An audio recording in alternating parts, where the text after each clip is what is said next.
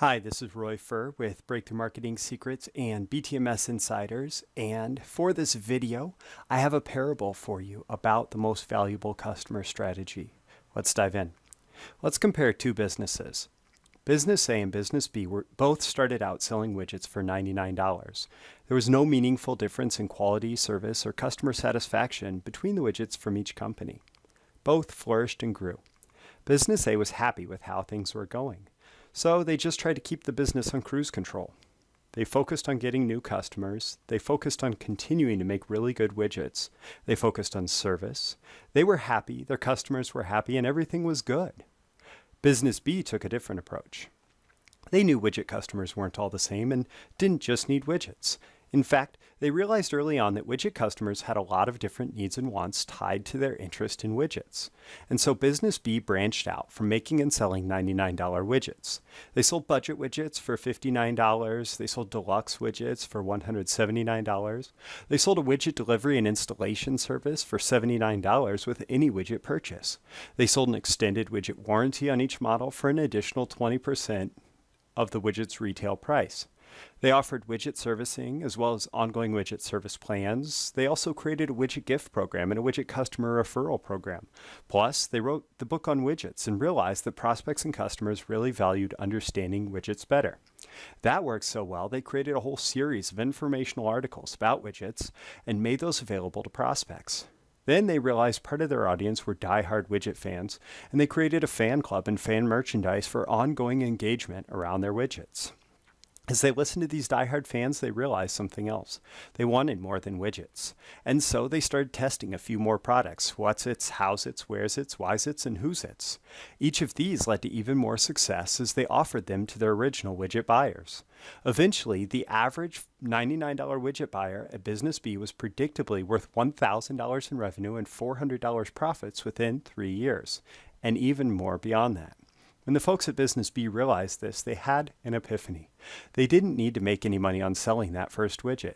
In fact, they could lose money on that first sale and be confident they'd make it back within a reasonable time frame.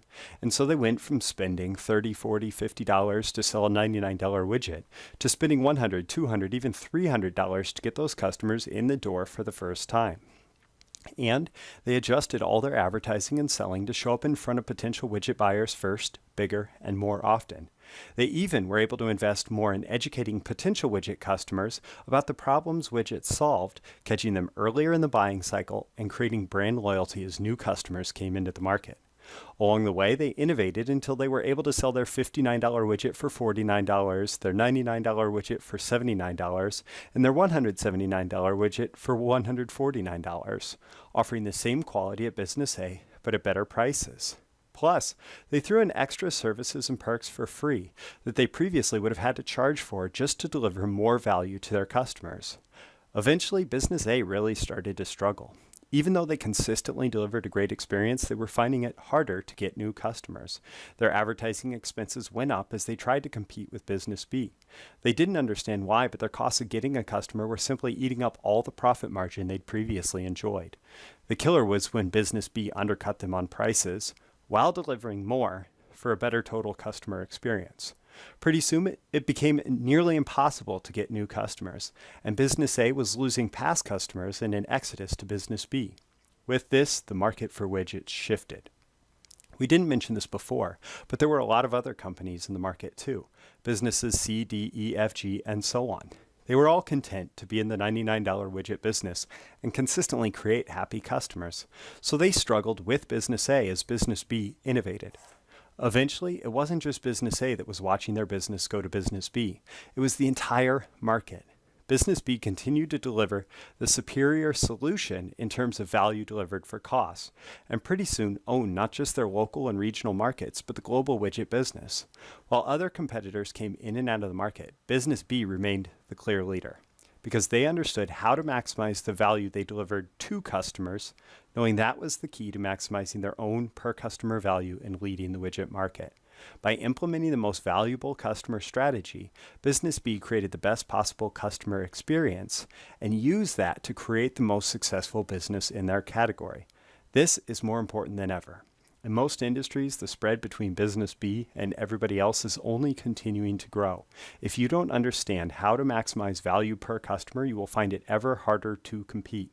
The most valuable customer strategy will show you the secrets to taking the path of business B. I hope this has been informative. It's a parable about the most valuable customer strategy.